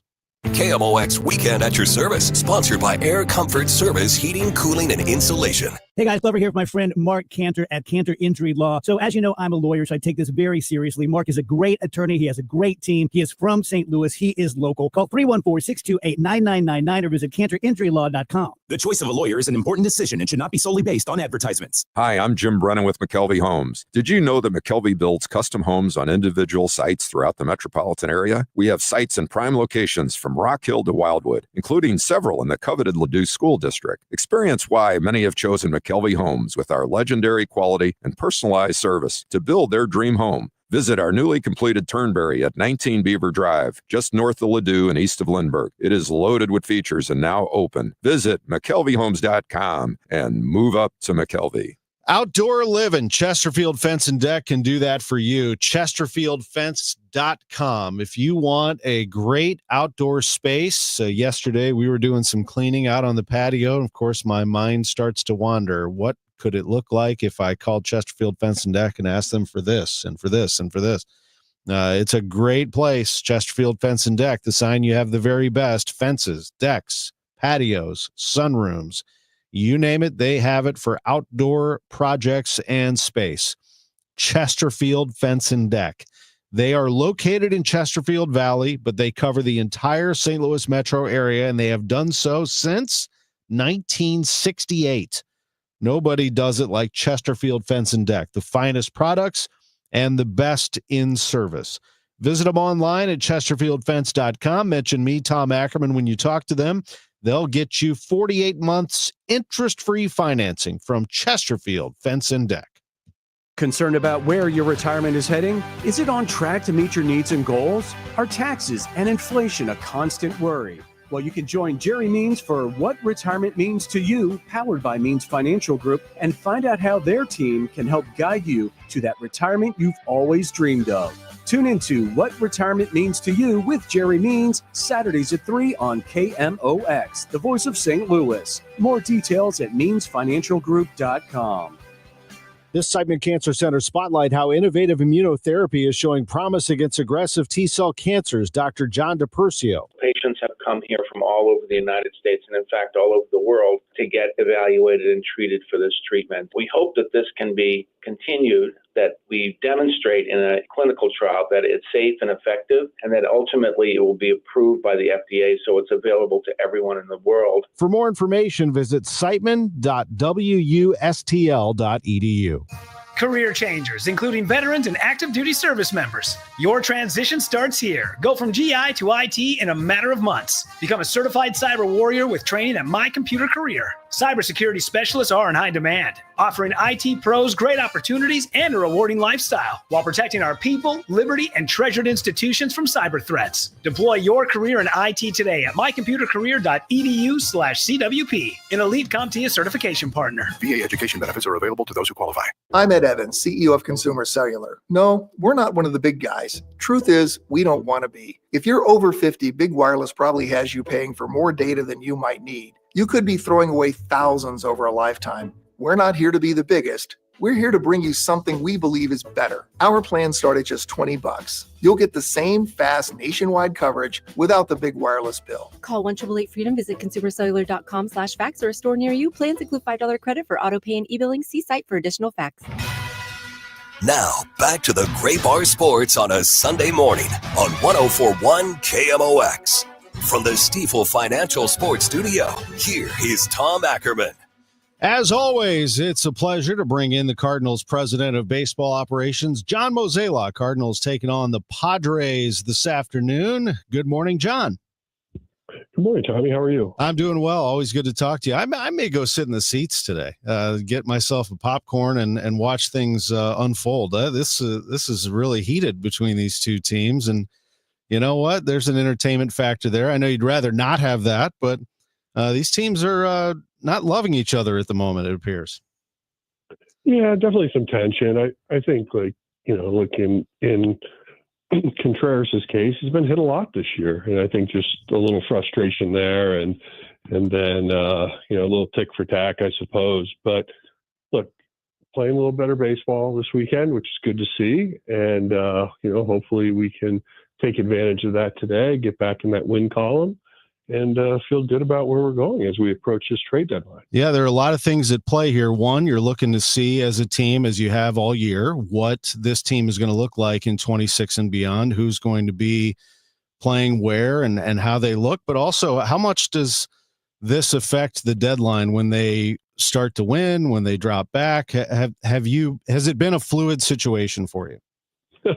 That's one way of putting it. Obviously it's delicate. We're still trying to find a way to remain competitive, to try to get ourselves into October, to take the roll of the dice and see where it ends. But in the meantime, you're on the calendar, you're on the clock. And what that means is if we don't make any decisions with our roster prior to the 5 o'clock Central on July 31st, then there's nothing left we can do. And, obviously we're in a unique situation. We have some talented arms that people are interested in. And I think we owe it to the organization. We owe it to our fan base to at least listen, explore, and see what that might look like. And, those are never fun things to do. You'd like to be on the other end where you're looking to add, but maybe there might be some version of addition by subtraction as we go through this. Has it been mostly arms? I mean, I never ask about players, as people know. You and I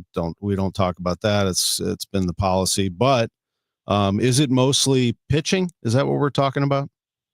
Well, most people going into the trading deadline are focused on arms. And the reason being is because you're trying to make that final push in the last 2 months to play for a third month. And so that's usually where you start to see teams, players hit fatigue moments, and it's just good to replenish. And, my time of being on the buyer side, you're always looking for pitching. That's just the name of the game. Now, when you look at our everyday club, as far as position players, we don't have anybody really on expiring contracts. So there's no real push to try to move one of our position players. It's not to say people aren't calling about them, but I think trading deadline trades for players that have controllable years is much more difficult than the expiring contract model. But, we have 5 days left. We met this morning with my team and we, talked through some things, and we just want to remind ourselves we got a lot of time left in this because, as you know, trading deadline usually comes down to that final hour with lots of things going on. But, if we're able to accomplish something before that, we're not going to let the clock dictate that we wouldn't. Definitely understand that. I get asked this a lot, so I'll have you answer it so that I can get it right and answer people. They want to know how involved Chaim Bloom is at the deadline. I know that you're the president of baseball operations. Can you describe the collaboration with Chaim when it comes to this? Yeah, I would just say he's part of the team. The way we have it set up is everybody has a voice in what we do, and he's one of those voices. And, there are some things where if it was dramatically a very black and white issue that's going to affect the future, obviously I would loop him in to a different level than just the voice. But at this point, the collaboration of the group is pretty equally divided, and it's my responsibility just to manage it. You designated Eric Fetty for assignment. It just eventually that string came to an end as Michael McGreevy joins the rotation. Just let us in on that final decision. Yeah, obviously I was trying to figure out a way if we could get Fetty back to when we acquired him. Pitched really well last year.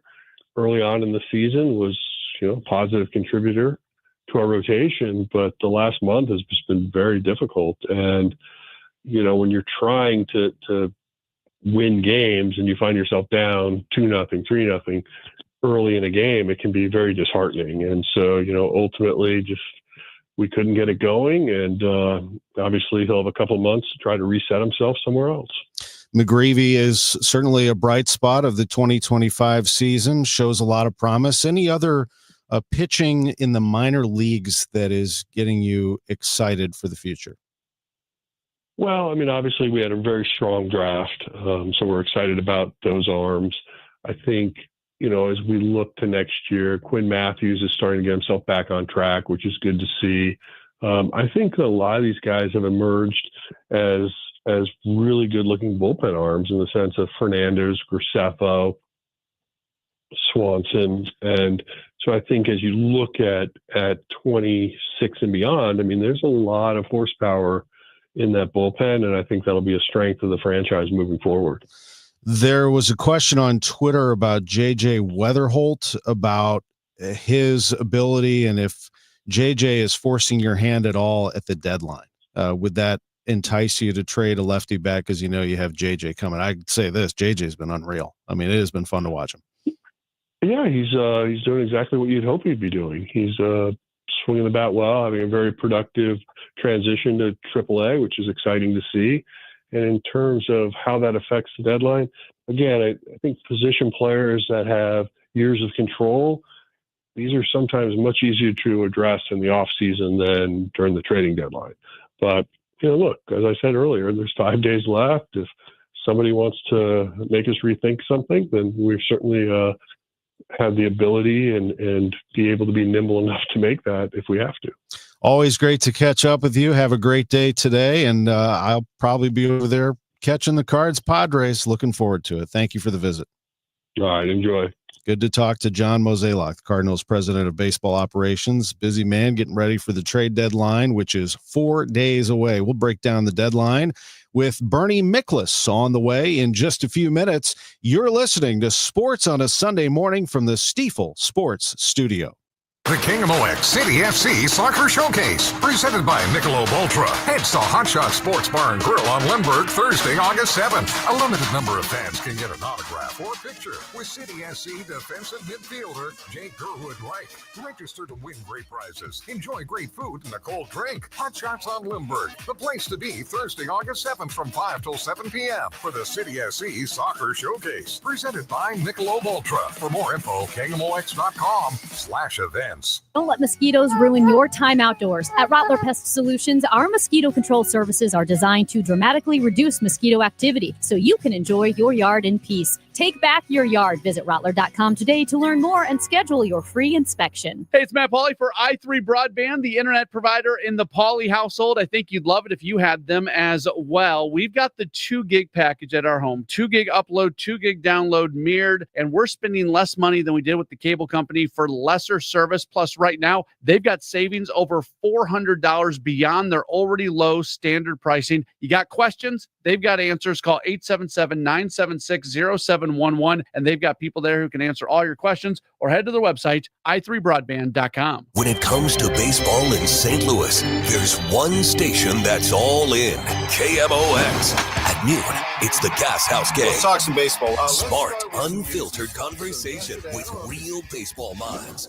At 5, the Redbird Rush Hour delivers sharp insight, fresh takes, and the latest from inside the clubhouse. Now the pitch. And when it's game time, we bring you every single pitch, all season long. It's a gunner! Others talk sports. We live Cardinals baseball. 104.1 FM, KMOX.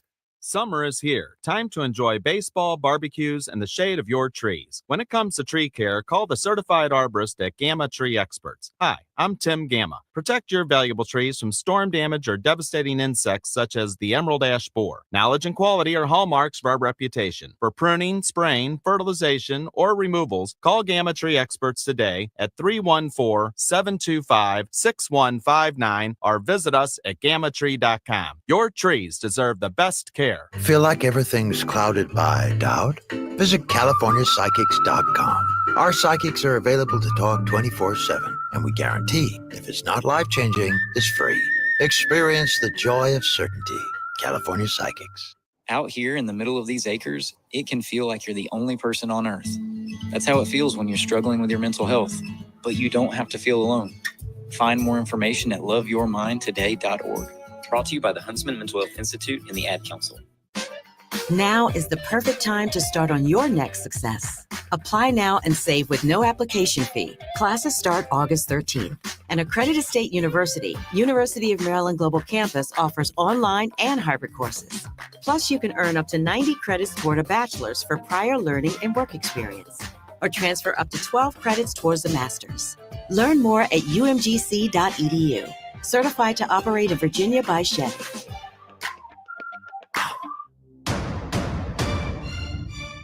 A powerful threat calls for a greater response. When there's a battle, bring strength. When there's a problem, seek answers. When there is doubt, give hope. Not tomorrow. Not in a few years. But right now. Some battles must be faced together. Cancer fighters stand up to cancer every day. And you can be part of this battle too. Visit standuptocancer.org/American Airlines to learn more.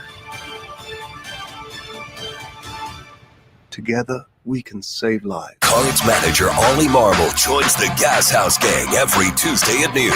Sponsored by Siteman Cancer Center on the voice of the Cardinals, 104.1 FM, KMOX.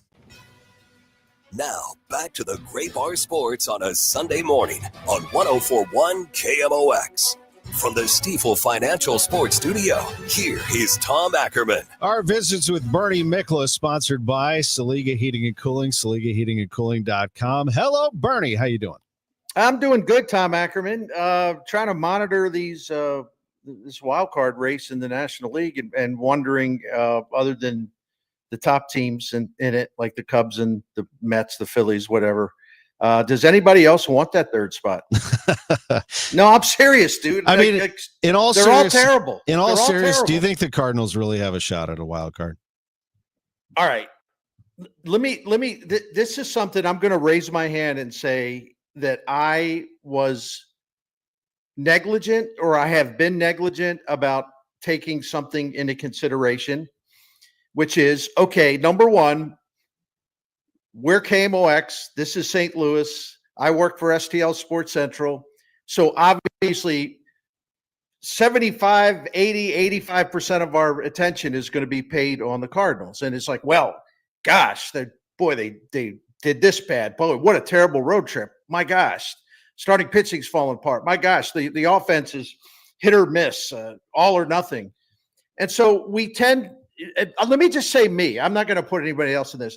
I tend to focus on the stuff that's going wrong for the Cardinals. And a lot is sort of going the wrong direction, right? But it just occurred to me, like watching the Padres and then doing some homework. Can I throw a couple of things at you? Yeah, please. The Padres were 12 games over 500 on May the 14th, right? That was the second best team winning percentage in the National League. Since then, they are 29-34. They've got the 10th best record in the National League. They're on a 2-4 road trip. They're 11-12 since June 29th. Their offense is just awful. I mean, there's like very little power. They don't hit with runners in scoring position. In their last 63 games, they've averaged 4 runs a game, which is below league average, and they don't hit home runs at all. All right, let's switch to the Giants. Now, granted, by the way, the Padres have a winning record. I get that. But we're talking about, if I'm going to sit here and say, well, the Cardinals are trending in the wrong direction, well, the other teams are too. Like San Francisco Giants, they're 54-51. Okay. They were 12 games over 500 on June the 13th. They've been 13-22 since then. And since they got Rafael Devers, they're 13-20 since getting him into the lineup. And he hasn't done anything really. And they're another team that does not hit home runs. The Giants also have only 3 healthy starting pitchers right now. They're going to use a bullpen game today, and then they're going to rush up some guy from the minors to start tomorrow. Okay, let's talk. The only team that's going well among the ones that are in the hunt for the third wild card spot, the Reds. They have been up and down all season, but they have won 9 out of their last 13, and they have pitched very, very well, and they've averaged 5 runs a game. My point is, we can talk about the Cardinals' concerns, problems, etc., because those things are legitimate. But they have a chance only because the teams that they're fighting with are having big-time problems of their own. But, this leads us to the number one question. Okay, well, what does John Mozeliak do? I mean, they have a chance because these other teams are letting them stay in this thing. But I still don't know what Mo will think. And by the way, the Marlins come into town tomorrow for 3. And as you know, the Marlins are the hottest team in the National League this side of Milwaukee. So it's not like this is going to be a rollover series. Right. It's interesting. I mean, all of these things. Yeah. I mean, the Rockies handed it to the Cardinals, for crying out loud. The Pirates shut them out in 3 games. And then the Cardinals, of course, take the first 2 against the Padres. They've handled some other teams. What got my attention was how the Yankees have fallen 6.5 behind the Blue Jays in the East. They lose Aaron Judge. They're 8 games over 500. I mean, they're a losing streak away from being close to the Cardinals record, for goodness sakes. That's insane. Yeah. That's insane. Yeah. And then, but yet when the Athletic releases their power rankings, which they do each Monday or so, they'll still have the Yankees ahead of Toronto. But there's no bias, is there? Right? It's unreal. Well, Toronto, that's a team up in Canada. They can't be better than the Yankees, right? Oh my gosh. Oh, the Yankees.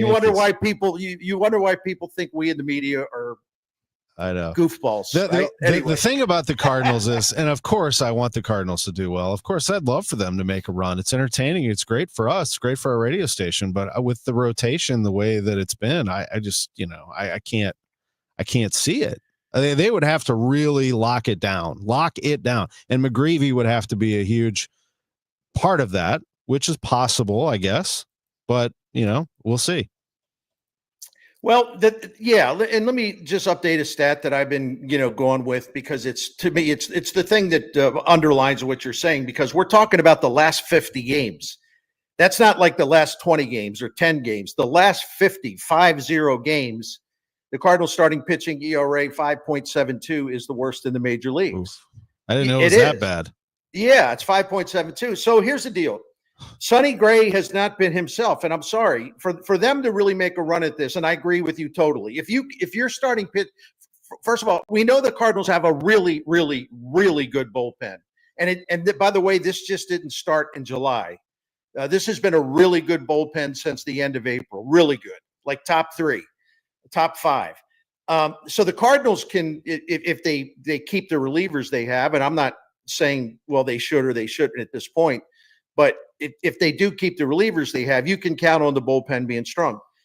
The Cardinals offense is just, you never know what's going to show up from night to night. But one thing I've learned, and this is hardly any kind of revelation, all these years of covering ball. If you have good starting pitching, it'll cover up a lot of your weaknesses. It really will, because run prevention is huge. So if you're starting pitching solid, if it's decent, your bullpen's really good, and you can win a lot of games. Your defense is really good. You can win a lot of games just through run prevention.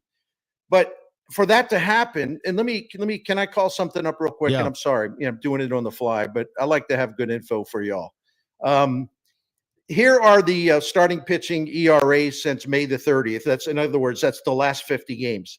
Sonny Gray, 4.64. He's got to be a lot better than that. Libator, I thought he was okay last night, but bottom line, since May 30th, his starting pitching ERA is 5.76. Palante, 5.77. Miklasz, nice game the other night, but an ERA of 6.17 since May 30th. And then you have McGreevy, and I'm not really counting him in there because he's only made like 3 starts since then. So, but he's going to have to step up big. But it's a lot of pressure to put on him. Like all of a sudden he's got to be sort of like their number 2 starter. I mean, that's not fair to the guy. But Sonny Gray, and listen, my purpose here isn't to dog out Sonny Gray, but he's making $25 million this year, and he just needs to do better. It's as simple as that. He absolutely has to do better. He does. What did you think of John Mozeliak? I don't know if you had a chance to hear what he had to say. Here's a comment from Bill saying, interesting comments from Mo when you asked twice about existing position players, specifically left-handed bats. He didn't squash it.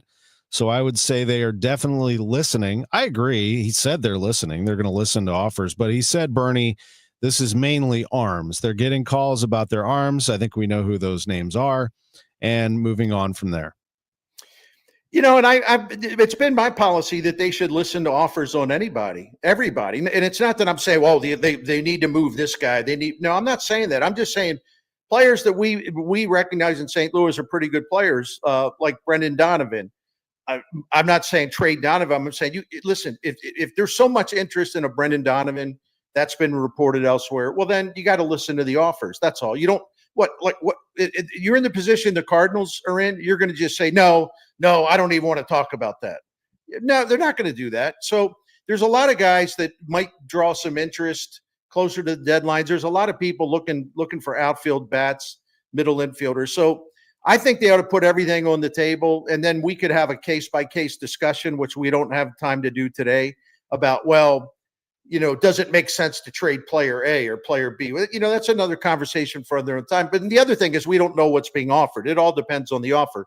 But I think John Mozeliak ought to be, as creative as he wants to get and think outside the box, or trade a major league player for a major league player. I mean, there's a lot of different ways to do this. But yeah, if we all had to bet our $2, we're focusing on all of those relief pitchers, and it's not just Maton and Helsley and Matz. It's also Jojo Romero, who's been absolutely phenomenal since late April. I also get this one a lot, and this is Tommy Cross says Mo can't be a part of the trade deadline. He's a lame duck president of baseball operations. Bloom should be solely in charge of it, in my opinion, says Tommy Cross. Mo's answer on Heim's involvement is he is part of the team. Therefore, these are team meetings that they're having about the deadline. I got mixed feelings on this because I don't want to be a phony.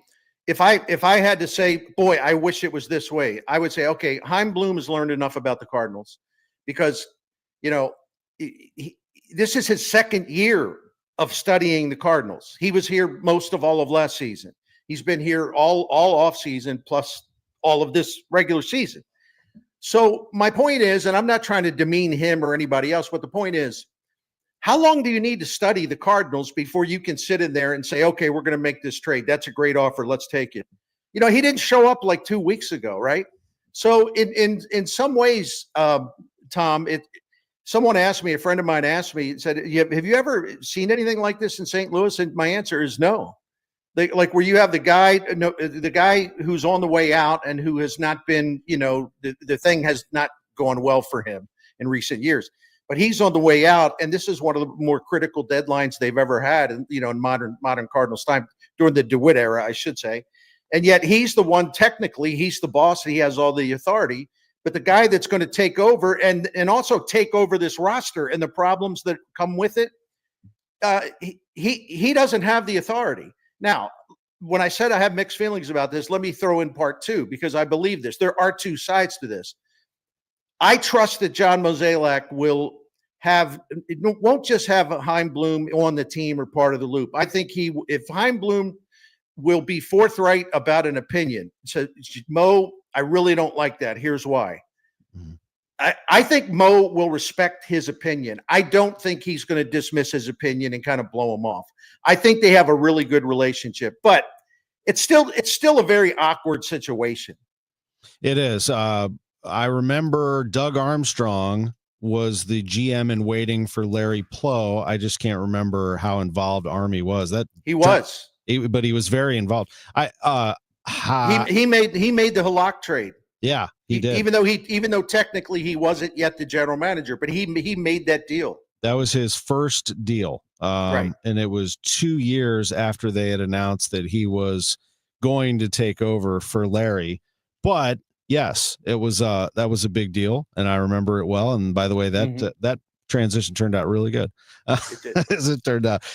Bernie, Andrew wants to know, can we make the playoffs? That's up on Facebook. I think we just went through that, Andrew. God love you. I think it's a long shot, but it's possible.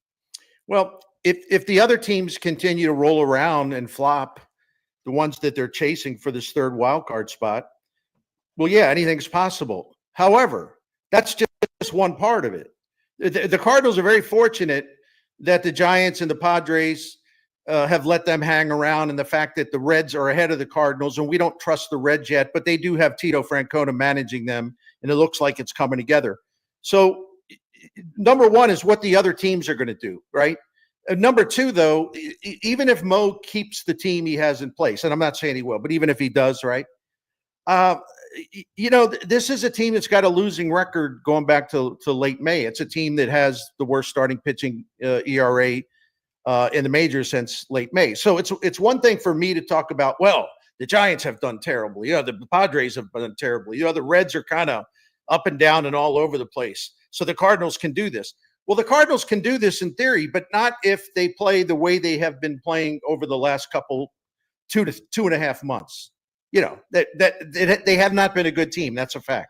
Always good to visit with Bernie Miklasz. It's a Sunday morning. We can't do the show without Bernie. We love these final segments. Have a great rest of your day, buddy. Enjoy the game. And we'll chat. We'll be together again on the Gas House Gang on Tuesday. Yes, sir. That was a good one last week. That was a good one last week. Everybody take care. Have a good one. Sunday. Bernie Miklasz with us. Sports on a Sunday morning. Cardinal baseball comes up next. Get ready, St. Louis.